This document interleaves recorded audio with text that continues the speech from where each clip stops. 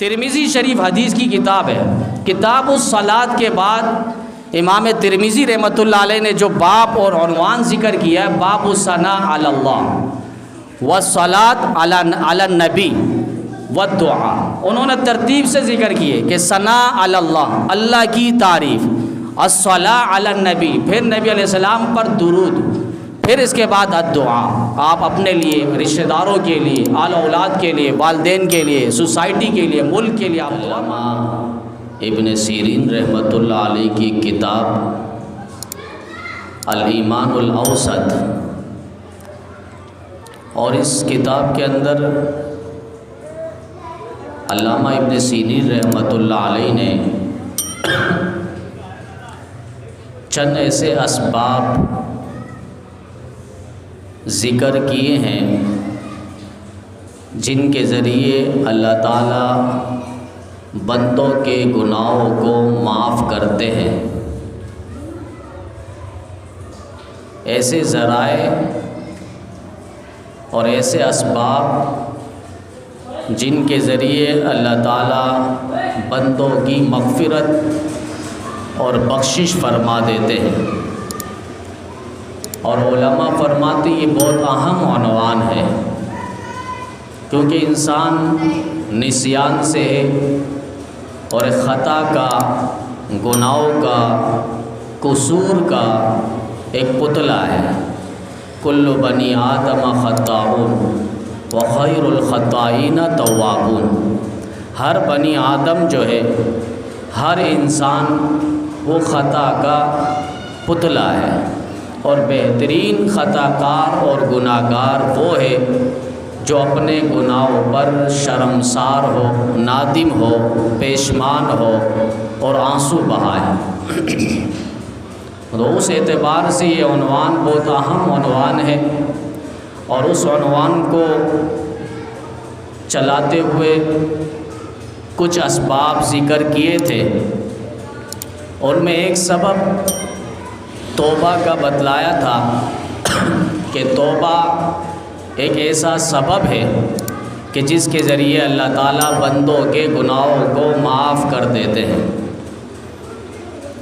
اور دوسرے نمبر پر استغفار کا بتلایا تھا کہ استغفار ایک ایسا عمل ہے اور ایسا ذریعہ اور آلہ ہے اور ایسا ہتھیار ہے کہ جس کے ذریعے اللہ تعالیٰ بندوں کے گناہوں کو مٹا دیتے ہیں۔ فَقُلْتُ اسْتَغْفِرُوا رَبَّكُمْ إِنَّهُ كَانَ غَفَّارًا يُرْسِلِ السَّمَاءَ عَلَيْكُمْ مِدْرَارًا وَيُمْدِدُكُمْ بِأَمْوَالٍ وَبَنِينَ وَيَجْعَلْ لَكُمْ جَنَّاتٍ وَيَجْعَلْ لَكُمْ أَنْهَارًا مَا لَكُمْ لَا تَرْجُونَ لِلَّهِ وَقَارًا۔ اللہ تعالیٰ استغفار کے ذریعے معاف کر دیتے ہیں، گناہوں کو مٹا دیتے ہیں، اور مال و دولت میں، جان و مال میں اللہ تعالیٰ برکتیں عطا فرماتے ہیں، کاروبار میں اللہ تعالیٰ برکتوں کا نزول فرماتے ہیں، اور جسے جاب نہیں مل رہی اللہ تعالیٰ استغفار کی برکت سے وہ جاب بھی اسے عطا فرما دیتے ہیں، اولاد نہیں تو اللہ تعالیٰ اولاد نرینہ اسے عطا فرماتے ہیں، کھیتی باڑی میں پانی نہیں ہو رہا، بارش نہیں ہو رہی، فرمایا یہ استغفار کی برکت سے اللہ تعالیٰ بارشوں کا نزول فرماتے ہیں۔ یہ استغفار کی برکت اور وہ سبب جس کے ذریعے اللہ تعالیٰ بندوں کے گناہوں کو معاف فرما دیتے ہیں۔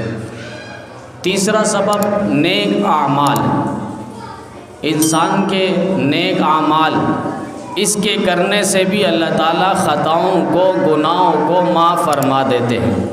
امام غزالی رحمۃ اللہ علیہ فرمایا کرتے تھے گناہ ہو جائے تو آپ صلاۃ توبہ پڑھ لو، تو اس صلاۃ توبہ کی برکت سے اللہ تعالیٰ گناہوں کو معاف فرما دیں گے۔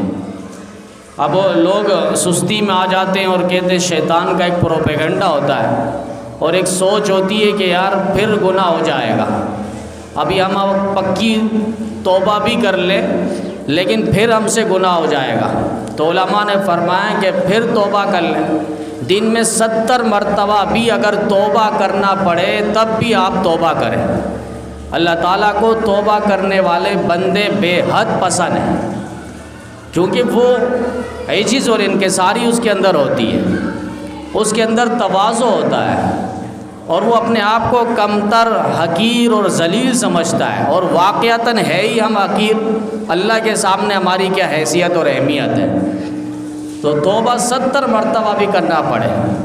کپڑا ہے ہم پہنتے ہیں، گندا ہو جائے پھر بدل لیں، پھر گندا ہو جائے پھر بدل لیں۔ گرمی ہے، آپ کو غسل کی ضرورت پڑی، آپ ویسی ٹھنڈک حاصل کرنے کے لیے غسل کر رہے ہیں، اور گرمی سے آپ کا پسینہ برا حال ہو رہا ہے، تو آپ نہا لیں۔ اب ایک شخص پورے دن نہاتا نہیں، وہ پسینے میں لت پت، گندے کپڑے میں لت پت، آپ اس کو کہیں گے یار نہا لو، وہ کہے گا آگے سے اگر میں نہا لوں پھر پسینے آئیں گے، پھر کپڑا میلا ہو جائے گا۔ ٹھیک ہے پسینہ آ جائے آپ پھر نہا لینا۔ تو وہ اتنا سست اور کاہل ہو جاتا ہے کہ اپنے جسم پر بھی خرچ نہیں کرتا۔ تو توبہ اللہ تعالیٰ کو بے حد پسند ہے۔ اللہ چاہتا ہے بندہ مجھ سے عاجزی کے ساتھ پیش آئے اور مجھ سے نظر و نیاز کرے، مجھ سے مناجات کرے، مجھ سے مانگے، میں اس کی ہر ادا، ہر بول اور دعا کو قبول کروں گا۔ قالوا سبحانک لا علم لنا الا ما علمتنا انک انت التواب الرحیم۔ اللہ تعالیٰ توبہ قبول کرنے والے ہیں۔ آگے رحیم کا لفظ کہا ہے، مہربان ہے، شفقت کرنے والے ہیں، مہربانی کے ساتھ پیش آنے والے ہیں۔ یہ نیک اعمال ایسے ہیں، فرمایا اس کے ذریعے اللہ تعالیٰ گناہوں کو مٹا دیتے ہیں۔ پھر اس کے بعد ایک اور عمل بتلایا تھا کہ مرنے والے کے لیے نیک اعمال، انہیں بھی ثواب پہنچتا ہے، ان کے بھی گناہ معاف ہوتے ہیں۔ اس پر واقعات رکھا تھا کہ ایسے ایسے واقعات ہیں اور ایسے ایسے ذرائع اور اسباب ہیں کہ ان کے میت کو یہ ثواب براہ راست پہنچتا ہے، جسے ایصال ثواب کہا جاتا ہے۔ اور ایصال ثواب کا کوئی منکر نہیں ہے، قرآن و حدیث اور سنت کے طریقے کے مطابق آپ ایصال ثواب کریں گے تو میت کو پورا ثواب پہنچ رہا ہوتا ہے۔ آپ کریں گے تو آپ کو بھی ثواب ملے گا، آپ کے ثواب کے اندر کوئی کمی نہیں ہوگی۔ جیسے اب زمانہ بلوتوتھ کا ہے یا زبیہ کا ہے، آپ ایک بیان یا نعت کسی کو موبائل پہ دیتے ہیں تو وہ نعت اور وہ بیان آپ کے موبائل میں بھی رہے گا۔ ایسا نہیں اس کے پاس جانے کے بعد آپ کے پاس بھی وہ بیان، وہ نعت شریف نہیں ہے، ایسا نہیں ہے۔ تو ہم جب ثواب پہنچائیں گے تو جتنا ہم نے پڑھا ہے میت کے لیے اتنا ثواب ہمیں بھی پہنچے گا۔ اس کے ساتھ ساتھ دعاء للمؤمنین، دعاء المؤمنین للمؤمن، مومنین کی دعا مومنین کے لیے، فرمایا یہ بھی ایک لحاظ سے مغفرت کا سبب اور ذریعہ ہے۔ یعنی ہم کسی کے لیے دعا کریں گے، اور حدیث پاک کے اندر یہاں تک آتا ہے کہ غائب کی دعا غائب کے حق پہ جلد قبول ہوتی ہے۔ ہم کسی بھائی کے لیے دعا کریں گے تو اس کی وجہ سے اللہ تعالیٰ ہمارے گناہ بھی معاف فرما دے گا۔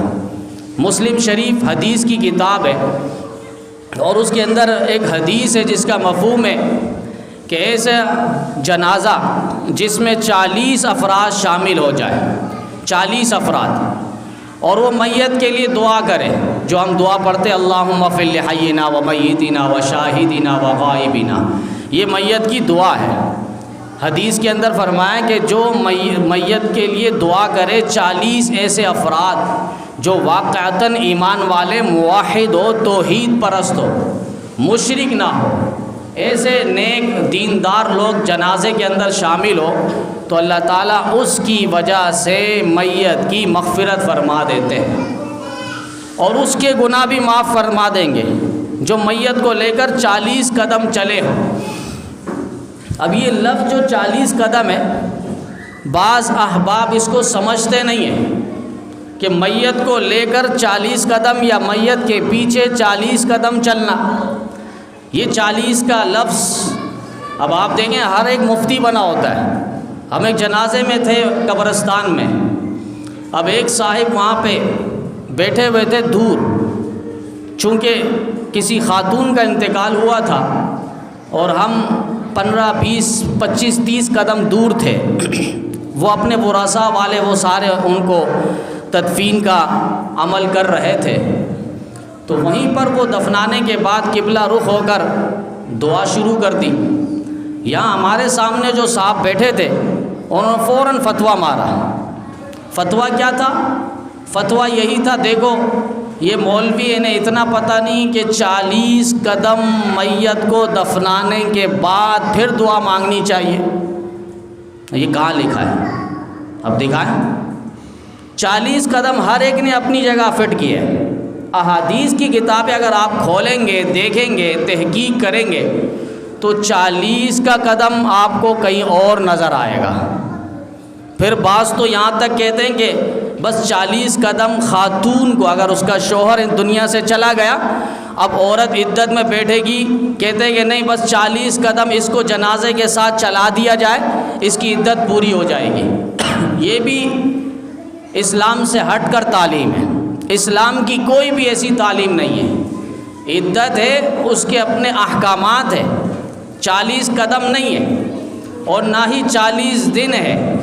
جس کا شوہر دنیا سے چلا گیا اب خاتون عدت میں بیٹھے گی، وہ عدت 4 ماہ 10 دن ہے۔ 4 ماہ 10 دن اگر وہ حمل سے، بچے سے اگر نہیں ہے، ورنہ اگر وہ بچے سے ہے تو وضع حمل جب بچے کی ولادت ہوگی اس کی عدت پوری ہو جائے گی۔ یہاں تک علماء نے فرمایا ایک تخت پہ اگر شوہر کو لٹا کر غسل دیا جا رہا ہے اور دوسرے کمرے میں بچے کی ولادت ہو رہی ہے تو اس عورت کی عدت ختم ہو گئی، اب مزید یہ عدت میں نہیں بیٹھے گی۔ تو عدت شوہر کے انتقال پر خاتون پر جو اسلامی تعلیم کا نچوڑ ہے وہ 4 مہینہ 10 دن ہے، اور انگریزی دن کے حساب سے 130 دن بنتے ہیں۔ اب وہاں یہ ہوتا ہے کہ وہ بس 40 قدم چلا دیا یا 40 دن تک بٹھا دیا، پھر کہتے ہیں عدت پوری ہو گئی۔ عدت یہ فرض ہے، جس طرح نماز ہم پر فرض ہے، خاتون پر عدت کے ایام اور دن کا گزارنا یہ بھی فرض کے درجے پہ۔ اگر کوئی خاتون عدت پہ نہیں بیٹھتی اور وہ دن پورے ہو جاتے ہیں تو اس کی عدت ختم ہو گئی، مگر جو وہ نہیں بیٹھی عدت پہ تو وہ عند اللہ، اللہ کے ہاں وہ مجرمہ ہوگی اور گناہگار شمار ہوگی۔ تو یہ کچھ مسائل ہیں جو عموماً ممبر و محراب پر صحیح روشنی اس پر نہیں آتی، تو عوام الناس میں ایسے کچھ مفتی پیدا ہو جاتے ہیں اور وہ 40 قدم کو کہیں اور شمار کرتے ہیں۔ پھر 40 قدم جو ہے حدیث پاک کے اندر یہاں تک فرمایا کہ جب جنازہ میت کی نماز جنازہ ہو جائے تو اس کو جو کندھا دیتے ہیں، کندھا دینے میں بہت جلد بازی کرتے ہیں، سکون سے میت کو اٹھائے، اس کا بڑا احترام ہے۔ ہمارے دین اسلام کے اندر بہت زیادہ میت کے احترام کو ملحوظ خاطر رکھا گیا ہے۔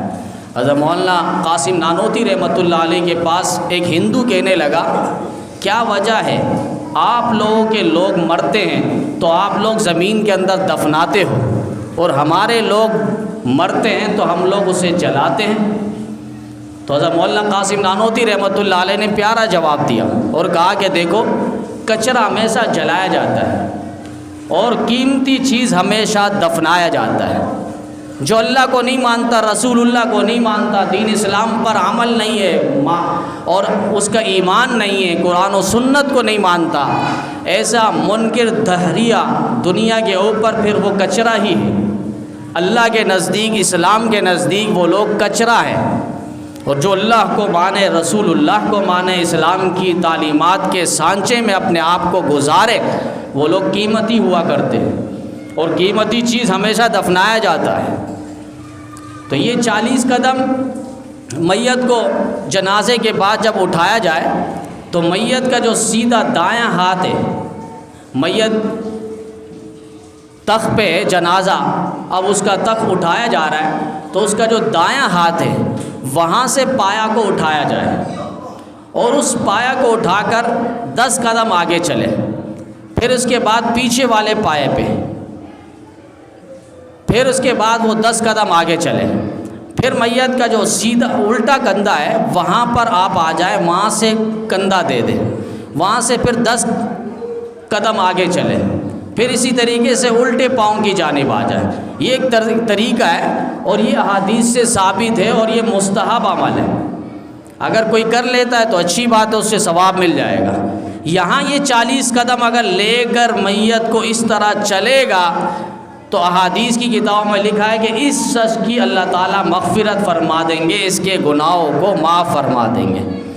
میت کو ہم کندھا دے رہے ہیں لیکن مغفرت ہماری ہو رہی ہے، معافی ہماری ہو رہی ہے۔ اتنا احترام دین اسلام کے اندر رکھا گیا ہے۔ تو میت کے ساتھ جو ہے کوشش یہ ہو سنتوں والے پورے اعمال ہو۔ میت کو غسل کے جو طریقے، بعض تجربہ کار شخص غسل دیتا ہے، ٹھیک ہے، مگر تجربہ کار کو بھی چاہیے کہ وہ کسی مفتی صاحب سے، کسی عالم دین سے اس کے صحیح سے مسائل کو سیکھ لے اور اس کے بعد جو ہے اس کے مطابق میت کو غسل دے۔ اور میت کو غسل دینے کے بعد اس کا جو کفن ہے اس کو بھی سنت کے مطابق پہنا ہے، اور جنازہ ہے، جنازہ بھی سنت کے مطابق پڑھائے جائے۔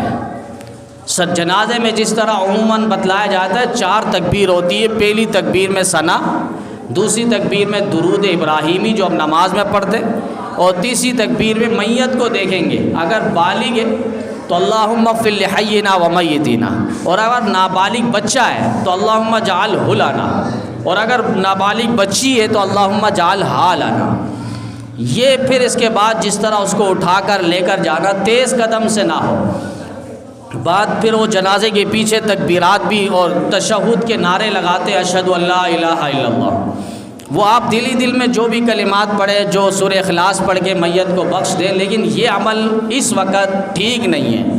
المنہج الواضح کے اندر حضرت مولانا سرفراز خان صفدر رحمۃ اللہ علیہ نے پوری کتاب لکھی ہے اس پر، اور پورا عنوان اور باب اور ٹاپک انہوں نے باندھا ہے کہ جنازے کے بعد جب جنازے کو اٹھا کر لے کر جاتے ہیں تو اس کے پیچھے زور زور سے آپ تشہد نہ پڑھیں۔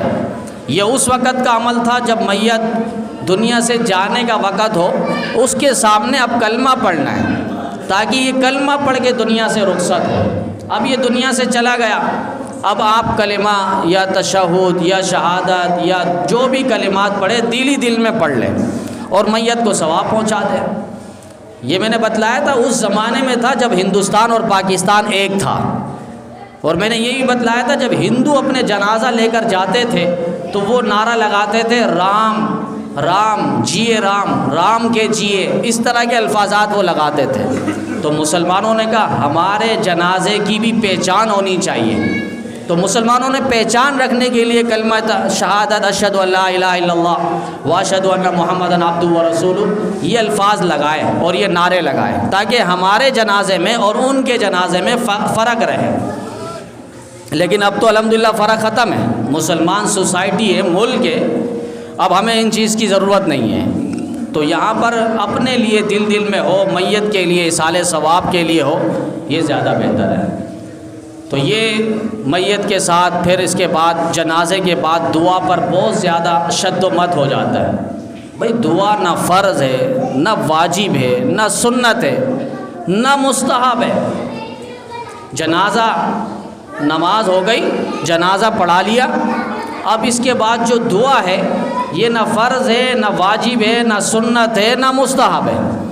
اب میں ہاتھ اٹھا کے دعا مانگ رہا ہوں، اللہم اغفر لحینا، اے اللہ ہمارے زندوں کو معاف کر دے، ومیتینا ہمارے مردوں کو معاف کر دے، وشاہدینا وغائبینا جو ہمارے حاضر ہیں ان کو معاف کر دے، جو غائب ہیں ان کو معاف کر دے، جو چھوٹے ہیں ان کو معاف کر دے، جو بڑے ہیں ان کو معاف کر دے، جو عورت ہیں ان کو معاف کر دے، جو مرد حضرات ہیں ان کو معاف کر دے۔ یہ ہم دعا مانگ رہے ہیں جنازے کے اندر، یہ جنازہ خود دعا ہے۔ اب میں ہاتھ اٹھا کے دعا مانگ رہا ہوں، آمین کہہ کے دعا ختم کرتا ہوں، پیچھے سے ایک شخص آتا اور کہتا دوبارہ دعا مانگو، اس کی بے وقوفی نہیں ہے، میں نے دعا کر لی ہے پھر کہتا دعا مانگو۔ تو جنازے کے لیے جو ہم کھڑا ہوتے ہیں یہ دعا ہی ہے، دعا ہی ہے۔ پہلے اللہ کی تعریف ہو گئی، سبحانک اللہم و بحمدک و تبارک اسمک و تعالی جدک و لا الہ غیرک، یہ دعا ہے۔ دعا بھی آپ سمجھ لیں کہ احادیث کی کتابوں میں اور بالخصوص ہمارے شیخی و سندی حضرت مولانا مفتی ظفر علی خان صاحب رحمۃ اللہ علیہ اکثر اس پر زور دیا کرتے تھے کہ دعا سنت کے مطابق مانگیں.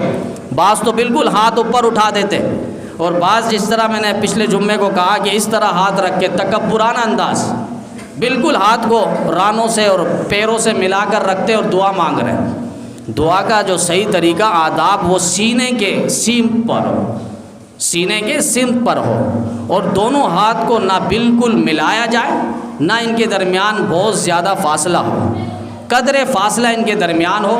اور حدیث کے اندر لکھا ہے کہ ہتھیلیوں میں نظر ہو اور اس طرح کہ جیسے آپ ہتھیلیوں سے مانگ رہے ہیں. یہ دعا کا طریقہ ہے. اور اس کے بعد جو ہے آپ نے دعا اللہ کی تعریف، اللہ کی حمد و ثنا سے شروع کرنی ہے. اب ایک شخص آیا وہ جلدی جلدی دعا مانگنے لگا، اللہم صلی علی محمد. نبی علیہ السلام نے فرمایا عجلتا، آپ نے جلد بازی کی.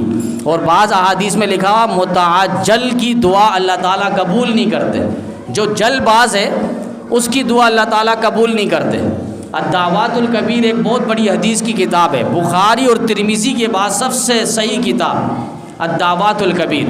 اس کے اندر 4 ایسی احادیث موجود ہے جس پہ لکھا ہے کہ اللہ تعالیٰ جلد باز کی دعا اور پکار کو قبول نہیں کرتے. دعا ہو، یہاں تک حدیث کے اندر لکھا اذا دعوت فاحمد ربک، جب آپ دعا کریں تو سب سے پہلے اللہ کی تعریف کریں. الحمدللہ سے کر لیں، سبحانک اللہم سے کر لیں، یا کوئی بھی ایسا کلمہ جس پر اللہ تعالیٰ کی مدحت ہو، اللہ کی تعریف ہو، اللہ کی حمد و ثنا ہو. فرمائیے اللہ کی تعریف ہے، اس کے ذریعے دعا کو شروع کریں. فاحمد ربک، یہ حدیث کی کتاب پڑھ رہا ہوں. بعض یہ بات سمجھتے نہیں، وہ اللہم صلی علی محمد ہاتھ اٹھا رہے اللہ. ٹھیک ہے، جس نبی پر آپ درود بھیج رہے ہیں اسی نبی کی تعلیم ہے کہ دعا کے آداب ہے. فاحمد ربک، سب سے پہلے آپ ہاتھ اٹھائیں، اللہ کی تعریف کریں. پھر اس کے بعد ثم صلی علی نبیک، پھر نبی پاک صلی اللہ علیہ وسلم پر آپ درود شریف پڑھیں. ثم سل تعطا، پھر اس کے بعد جو چاہے آپ مانگیں. ترمذی شریف حدیث کی کتاب ہے. کتاب الصلاۃ کے بعد امام ترمذی رحمۃ اللہ علیہ نے جو باب اور عنوان ذکر کیا ہے، باب الثناء علی اللہ والصلاۃ علی النبی والدعاء، انہوں نے ترتیب سے ذکر کیے کہ ثناء علی اللہ، اللہ کی تعریف، الصلاۃ علی النبی، پھر نبی علیہ السلام پر درود، پھر اس کے بعد الدعاء، آپ اپنے لیے، رشتہ داروں کے لیے، آل اولاد کے لیے، والدین کے لیے، سوسائٹی کے لیے، ملک کے لیے آپ دعا مانگیں. یہ ترتیب ہے. تو جنازے میں یہی ترتیب ہے. آپ ثنا سبحانک اللہم پڑھ لیں، پھر اس کے بعد درود ابراہیمی ہے، اور اس کے بعد جو ہے اللہم اغفر لحینا، جنازے کی دعا ہو رہی ہے. اللہ کہہ رہے ہیں اب اس کے بعد جو بھی مانگ لو. تو یہ ترتیب ہے. بعض یہ ترتیب سمجھ نہیں رہے ہوتے اور جنازے میں شور کر رہے ہوتے. تو جنازے کے بعد نہیں ہے، تدفین کے بعد ہے. میت کو آپ نے قبر کے اندر دفنا دیا، اس کے بعد آپ قبلہ رخ ہو کر دعا مانگ لیں. اجتماعی طور پر سری ہو جہری ہو اس کا ثبوت ملتا ہے، لیکن جنازے کے متصل بات کہیں بھی ثبوت نہیں ہے. بعض وہ رفو چکر ہونا چاہتے ہیں، گھروں میں جلدی بھاگنا چاہتے ہیں. اتنی وفاداری نہیں ہے. آپ کا رشتہ دار ہے، آپ کا عزیز ہے، آپ کا پڑوسی ہے، آپ کا جاننے والا ہے. 20 سال آپ نے اس کو اٹھتے بیٹھتے دیکھا، آج 20 منٹ اس کے لیے نہیں نکالتے ہو، قبرستان نہیں جا سکتے ہو. بس یہیں پر ہاتھ اٹھا لے، یہیں پر دعا ہو جائے، بس ہم اپنے گھر چلے جائیں گے. یہی وفاداری ہے. میں اس پر اکثر مثال دیا کرتا ہوں کہ آپ کا بھائی ہے، باہر ملک جانا چاہتا ہے، تو آپ گیٹ سے اس کو رخصت نہیں کرو گے، گیٹ سے رخصت نہیں کرو گے. ابا کہے گا بیٹا بھائی کو ایئرپورٹ پہ چھوڑ کے آؤ. یہ کون سی وفاداری ہے؟ تم یہیں پر گیٹ پر اس کو رخصت کر رہو. 2 سال کے ویزے پہ جا رہا ہے، 5 سال کے ویزے پہ جا رہا ہے، پتہ نہیں زندگی موت کا.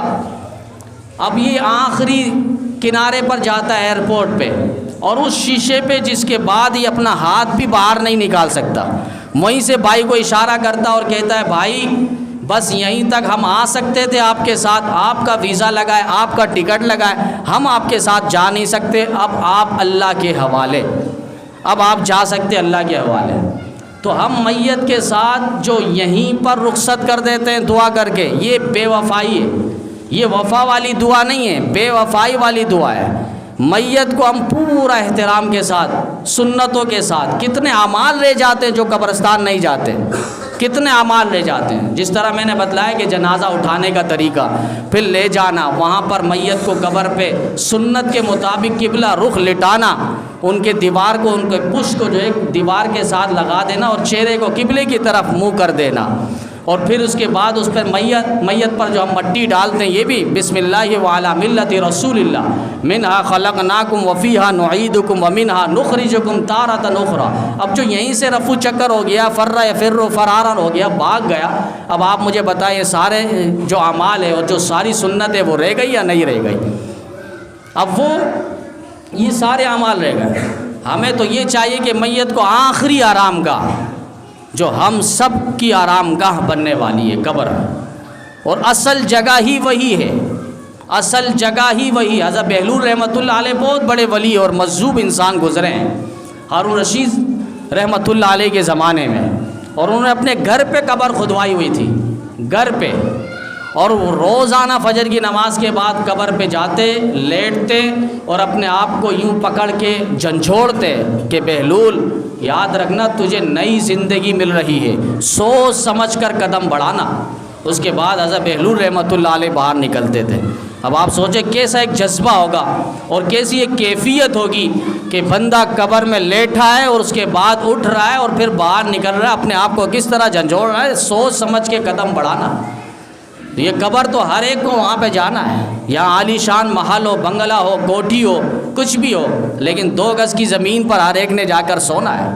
تو وہاں سنت کے مطابق اس کو دفنایا جائے، اور پھر وہاں پر ہاتھ اٹھا کر کے اللہ ہم نے اپنے عزیز کو، رشتہ دار کو، والد کو، بھائی کو، چچا کو، ماموں کو یہاں تک لا سکتے تھے، اب اس کے بعد آگے ہم اس کے ساتھ جا نہیں سکتے. جس طرح ایئرپورٹ سے آگے ہم جا نہیں سکتے، ہمارے پاس ویزا نہیں ہے، ٹکٹ نہیں ہے، ہم یہاں تک پہنچ سکتے تھے، آگے اس کے ساتھ ہم جا نہیں سکتے. اللہ اس کی مغفرت فرما دے، اللہ اس کی معافی فرما دے، اس کی بخشش فرما دے. یہ وفا والی دعا ہوگی، یہ بے وفائی نہیں ہے، میت کے ساتھ پورا حق پہنچ رہا ہے اور پوری وفاداری ہے.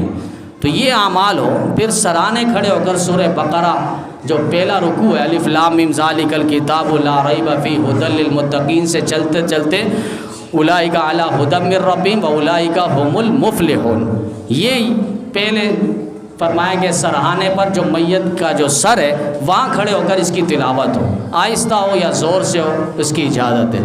پھر پانتی پاؤں کی جانب کھڑے ہو کر سورہ بقرہ کی آخری دعا ہے. اب وہاں بڑے اچھے اچھے اعمال ہو رہے ہوتے ہیں، ٹینیاں گاڑ کے، ٹینیاں پھاڑ کے وہاں پر گاڑ رہے ہوتے ہیں، توڑ کے سب کچھ عمل ہو رہا ہوتا ہے، لیکن یہ پڑھنا قدر مشکل باشد، یہ مشکل ہے، ہم سے نہیں ہوگا.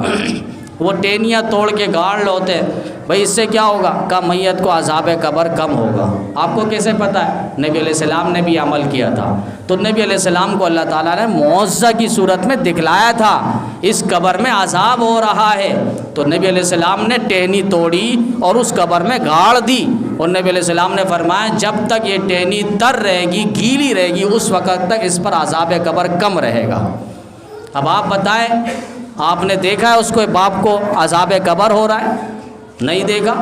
آپ بتائیں جو نبی پاک صلی اللہ علیہ وسلم کے ہاتھ مبارک شفا تھی، آپ کے ہاتھ میں وہ شفا ہے؟ کوئی بھی نہیں.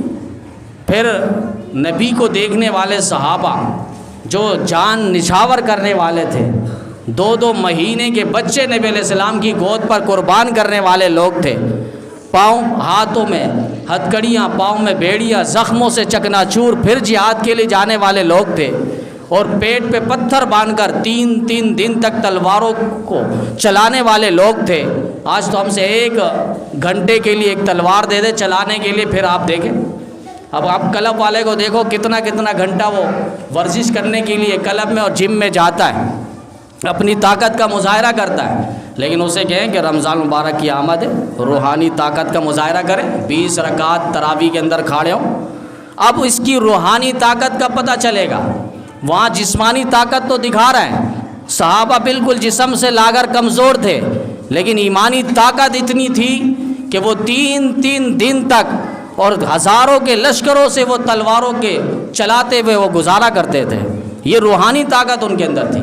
پیٹ پہ پتھر باندھ کر وہ تلواروں کو چلایا کرتے تھے. آج ایک ڈنڈا دے دے کوئی چلا نہیں سکتا۔ یہ روحانی طاقت ہماری کمزور ہے۔ تو رمضان المبارک کی بھی آمد ہے، کوشش کریں ہم اپنے ایک شیڈول بنا لیں، ایک نقشہ بنا لیں۔ فرائض نماز کسی صورت میں بھی جماعت کے علاوہ ہم نہ پڑھیں، جماعت کے ساتھ فرض نماز ہم پابندی کے ساتھ پڑھیں گے۔ اس کے ساتھ ساتھ جو سنت ہے اس کو بھی لازمی ہم نے پڑھنی ہے، اور نوافل ایکسٹرا جو نمازیں ہیں اس سے اللہ تعالیٰ کا قرب نصیب ہوتا ہے۔ اور حدیث کے اندر یہاں تک فرمائیں کہ جس کے نماز کے اندر کمی رہ گئی اللہ تعالیٰ نوافل کو پوچھیں گے، اس کے پاس نفل نماز ہے، نفل کے ذریعے اس کے فرض کی تکمیل ہوگی۔ تو ہم شیڈول بنا لیں، روزہ کسی صورت میں ہم نہیں چھوڑیں گے۔ یہ ایک لحاظ سے ایکسرسائز سمجھ لیں، ورزش سمجھ لیں، جس طرح ہم گاڑیوں کو ٹوننگ کرتے ہیں، جتنا روا ہوگا اتنی جلدی اس کی ٹوننگ کروانی پڑے گی، ورنہ آپ کا خرچہ زیادہ نکل جائے گا۔ یہ جسمانی ٹوننگ ہے، ہم کوشش کریں پورے 30 دن کوئی ناگا نہ ہو، سردی ہو گرمی ہو۔ ہمارے اسلاف تو گرمیوں میں روزہ پسند کرتے تھے، ہمارے اسلاف تو مصیبتیں آنے پر خوش ہوا کرتے تھے۔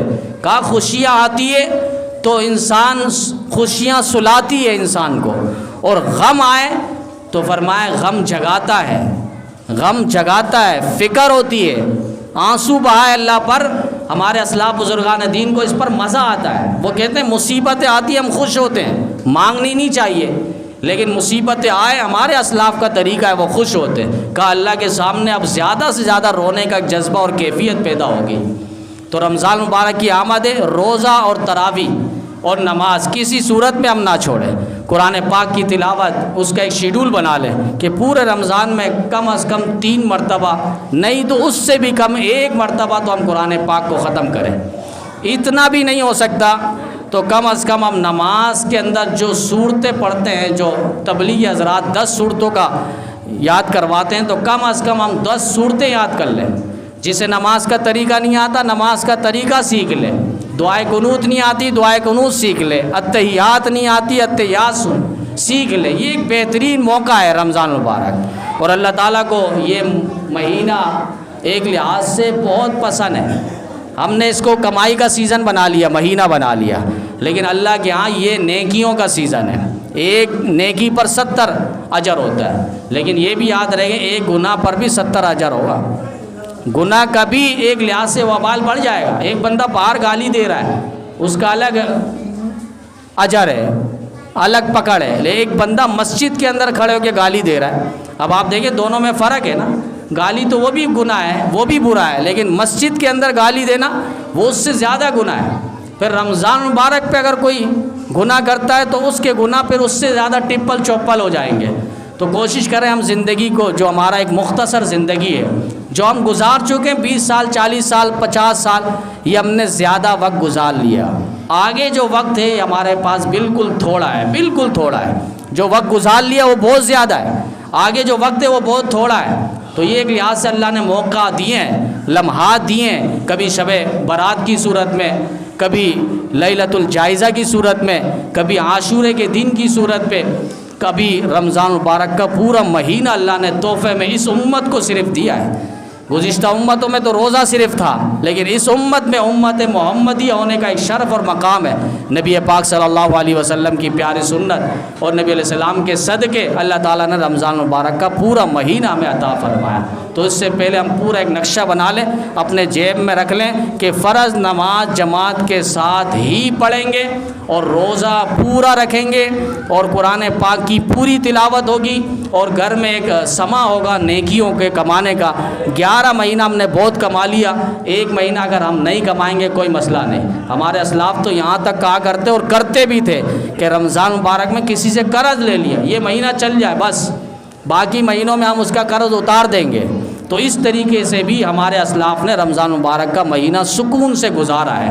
تو کوشش ہو ہم ایک شیڈول نقشہ بنا لیں، اللہ تعالی ہم سب کو رمضان مبارک کی آمد سے پہلے اس کا صحیح استقبال اور احترام کرنے کی اللہ توفیق عطا فرمائے۔ وآخر دعوانا